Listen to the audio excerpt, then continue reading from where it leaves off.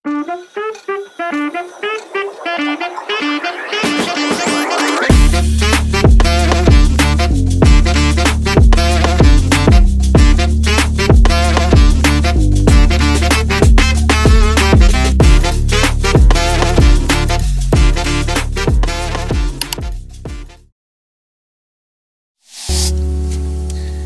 pagi, siang, sore, malam bagi para Gen Z yang lagi dengerin podcast Suzy Suara Gen Z hari ini dimanapun kalian berada.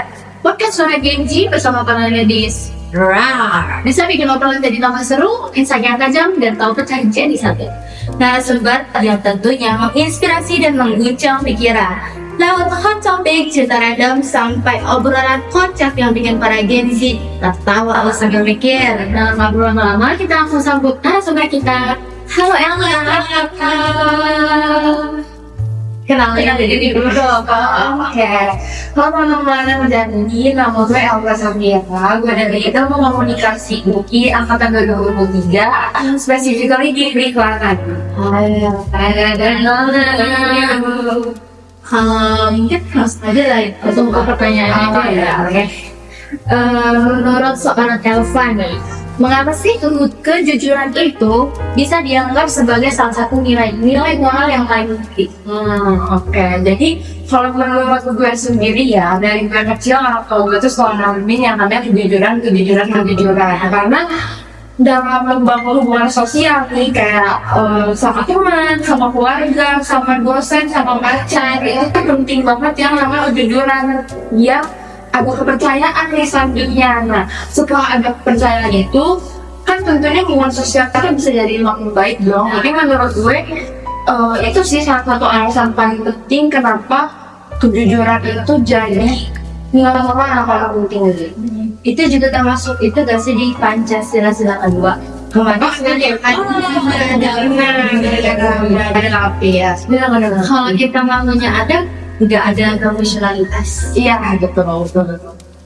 Terus lu mau nanya, kalau misal kita nggak jujur tuh berarti timbul kebohongan dong.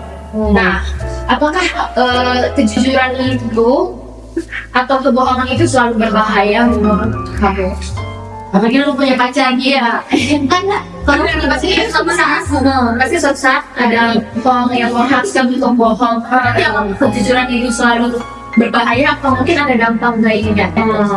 Sebenarnya ya, gue tuh percaya di dunia ini tuh nggak ada yang pure baik atau pure jahat. Pasti ada yang baiknya gitu. Nggak semuanya itu plus, nggak semuanya itu minus. Pasti ada plus minusnya. Nah, makanya terkait pertanyaan tadi, benar banget. Sama gue kejujuran tuh sebenarnya ada baiknya juga. Kalau misalnya kebohongan tuh ada baiknya juga. Kalau misalnya kita melakukan kebohongan itu tujuannya baik, kayak misalnya nih, ini salah satu hal yang simple aja, kayak lo mau surprisein ibu lo misalnya, terus lo bilang Mah aku mau ini ya main sama teman, padahal lo mau kue buat nyokap lo gitu kan. Itu kan satu kebohongan juga, tapi kan tujuannya kan untuk kebaikan ya. Jadi sebenarnya gak apa-apa sih kalau misalnya kebohongan itu buat kebaikan gitu, kan nggak selalu negatif sebenarnya. Setuju sih. Kalau lu sendiri jujur kalau mau kayak gitu, Kalau kasih hadiah gitu. Enggak sih, gue bohong dulu pasti awalnya kan. Pasti gue juga sembunyi-sembunyi dulu. Udah surprise nggak sih? Iya, surprise. Surprise lah. Iya, surprise ya. Kita mau hoax sedikit gitu gak sih kalau mau kasih hadiah? Benar. Tapi pernah nggak?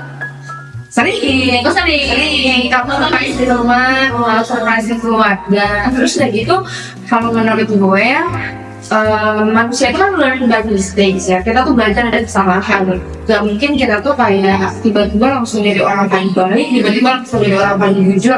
Pasti awalnya kita berbuat banyak kesalahan dulu dong sebelum kita jadi orang yang baik gitu. Nah, gue pun sama, dan gue yakin kita semua di sini juga sama. Pasti awalnya kita banyak kebohongan dulu di hidup kita, sampai akhirnya kita belajar kalau gue bohong soal ini soal ini, ternyata dampak buruknya tuh ini loh. Jadi siap itu sudah belajar apa bohong lah.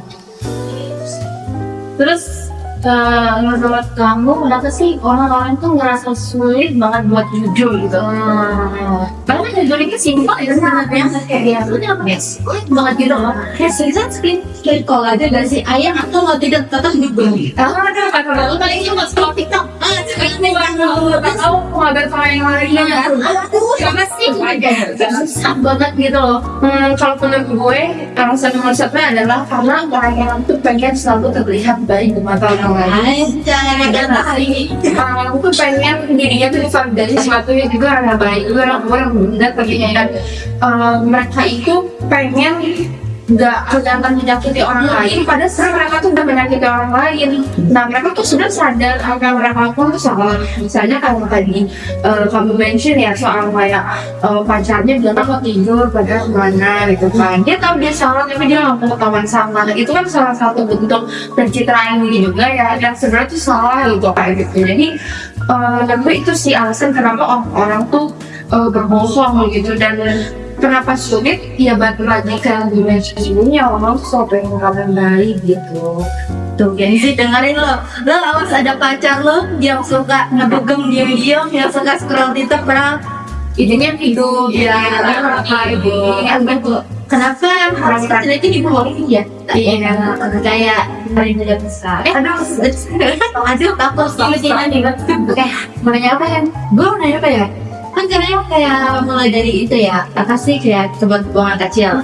Itu biasanya kita dari bocah gak sih dilakuin kayak misalnya, mama aku mau makan, dan ternyata lo lagi ngapain? Iya kayak waktu kecil tuh gue pernah ngebohong, kan gue gak boleh makan sama cici ya. Iya, Iya, pas sekali tuh gak pernah tuh gak boleh makan ini, gak boleh makan itu, tapi bilangnya lo kamu gak jajan itu, padahal sekarang jajan itu kan. Itu gue lakuin sih itu. kayak permen kakak tahu gak sih ya? Kan gue udah kesannya bu. Iya. Terus gimana ya? Kalau menurut lo kita berbicara politik dikit boleh nggak? Tapi udah yang kata itu tiba-tiba aja. Beneran tuh nggak sedikit soal ini nggak lucu, nggak lucu. Lu kan gue kan lu pernah ngikutin untuk apa ya, suara mahasiswa, apalagi di acara yang tentang hashtag Indonesia Gelap. Iya. Menurut lu itu emang hal yang sampai mahasiswa keluar itu dikeluarkan dari budaya ketidakjujuran itu gak sih? Gimana caranya itu kan? Kayak masuk sampai benar-benar dapat gitu loh. Kan kata klasik ini guys, gue nggak mention kesalahan para pemerintah ya, gue nggak mention. Nggak apa dia juga.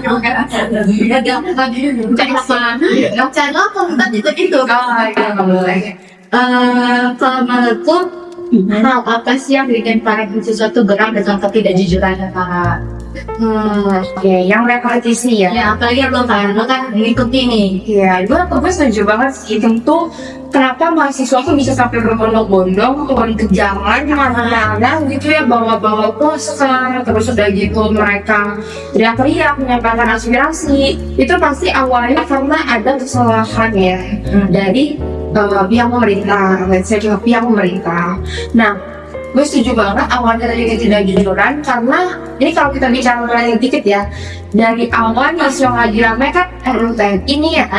Nah, pemerapannya aja tidak ada transparansi gitu kan. Nah, itu yang memunculkan kemarahan dari para mahasiswa, dan ketidaktransparannya itu kan sama aja ya kan ketidakjujuran. Jadi itu sih kenapa para mahasiswa tuh bisa sampai marah, turun di jalan dan menyampaikan aspirasi gitu. Dan itu menurut aku emang konsekuensi dan ketidakjujuran pihak yang marah tersebut. Jadi itu konsekuensinya sih, sebagai pemerintah memang harus siap dikritisi kalau misalnya mereka melakukan kesalahan. Nggak cuma pemerintah, orang-orang biasa kayak kita juga kalau misalnya bohong kan pasti harus siap menerima konsekuensinya dong. Kadang kalau misalnya kita harus bohong tuh suka ada feel guilty gitu lah sih. Iya, Tuh gue takut ketahuan, nanti kalau gue ketahuan gue dimarahin nih, gue nanti pasti nanti orang itu pasti yang dilakukan dong. Dan menurut gue sebagai pemerintah ya seharusnya juga realize gitu akan hal tersebut. Kalau misalnya mereka sadar dengan jelas mereka melakukan kesalahan, mereka harus siap menerima kritik dan konsekuensinya dari masyarakat. Itu saja. Ya terus setuju mahasiswa banget ya. Mahasiswa banget ya. Nah aku mau tanya, tadi mention pernah bohong pas kecil. Nah sebenarnya tapi sebenarnya gue juga sih. Cuma ya sebenarnya itu kan pendidikan sejak kecil itu penting banget ya. Menanamkan sifat kejujuran buat anak-anak sejak dini itu gimana sih caranya biar nggak suka bohong kayak kita aja nih kayak anak kecil udah nggak jujur UTS sekarang aja nggak jujur banyak simak AI ini aduh pak simak AI gue malah dari kamu gue malah gak sih simak AI. Oke, kalau gue ya, ini kan gue gak punya adik nih, jadi sebenarnya gue gak punya anak kecil yang bisa gue ajar atau didik gitu soal kejujuran. Tapi tentu gue udah mikir ini dari lama sih, kalau misalnya gue punya keturunan, gue harus mendidik mereka dengan cara apa gitu kan. Nah, gue pikir kalau misalnya untuk ngajarin kejujuran ke anak kecil, yang pertama tuh kita kasih contoh dulu. Karena anak kecil kan mencontoh lingkungan sekitarnya kan, apa yang orang tua lakukan, apa yang kakak dan saudara orang tua lakukan gitu kan. Jadi dari dirinya sendiri dulu nih harus belajar sekarang buat ngurangin kebohongan kecil di hidup gue. Kan kita kan day by day kan harus makin baik ya. Nanti kalau misalnya udah dikasih kesempatan sama Tuhan untuk menjadi orang tua, gue udah siap mencontohkan yang baik itu kan gue gitu. Terus udah gitu satu hal yang gue ingat ya waktu gue kecil, yang gue bohong itu tuh ketahuan nih misalnya gue melakukan kesalahan nih, bukan gue ya, misalnya gue melakukan kesalahan apa gitu, walaupun gue jujur biasa gitu kita untuk dijudge gitu, tapi marah-marahin. Nah sebenarnya ada yang salah ya dengan menegur anak kecil ketika mereka melakukan kesalahan, gak ada yang salah, emang harus ditegur. Tapi first thing first yang harus kita lakukan adalah pengisian kejujuran mereka dulu. Kalau bisa mereka jujur, maaf tadi aku bucain piring gitu misalnya, jangan langsung gitu. Nah kita apresiasi dulu, makasih ya udah jujur, makasih udah ngaku, ayo kita beresin kecampingnya barang-barang jangan hati-hati, jangan travel, jangan lari-lari barang-barang yang berbahaya gitu. Jadi mereka tuh ingat kalau gue jujur itu lebih baik gitu, instead of gue bohong, instead of gue tutupin kayak enggak bukan aku yang mencari dirinya gitu. Itu sih kalau gue dua hal paling penting adalah mencontohkan dan memberi apresiasi. Setuju sih. Last time aja kali ya, last question, but not least. Kalau dari lo sendiri nih, dan kita ngomong tentang kejujuran, ada kejujuran tadi, apa sih pesan lo untuk Gen Z ini supaya jujur? Oke, bisa dari gue adalah buat teman-teman Gen Z yang lagi nonton Suzy yang tadi yang lagi nonton Suzy, menurut gue kita nih sebagai anak muda harus meneruskan ajaran-ajaran baik dari generasi sebelumnya, dan yang paling penting adalah moral value kejujuran. Dan kalau misalnya nggak ada kejujuran teman-teman, nggak ada tuh namanya Indonesia beradab. Nah, lagi Indonesia nomor 2. Aduh, kayak kita punya hanya di kelas 8 itu. Keren. Kita tuh harus bisa punya adab. Intinya punya adab. Sekecil apapun kejujuran kayak etika lu kayak apa lu kayak harus punya adab. Ada percuma kalau misalnya kita ngejar ilmu nih sampai negeri Jepang, negeri Jepang gitu ya, tapi nggak ada adabnya. Sampai Amerika kayak sampai kemana kalau mau punya adab, mau punya etika, itu pasti selama gitu. Terima kasih mengucapkan kejujuran gua sama. Oke, wassalamualaikum warahmatullahi wabarakatuh. Itu sebuah hal yang sangat diperlukan Indonesia saat ini, apalagi para Gen Z kayak gua, Widya dan Elva. Sekarang selesai banget ya. Thank you,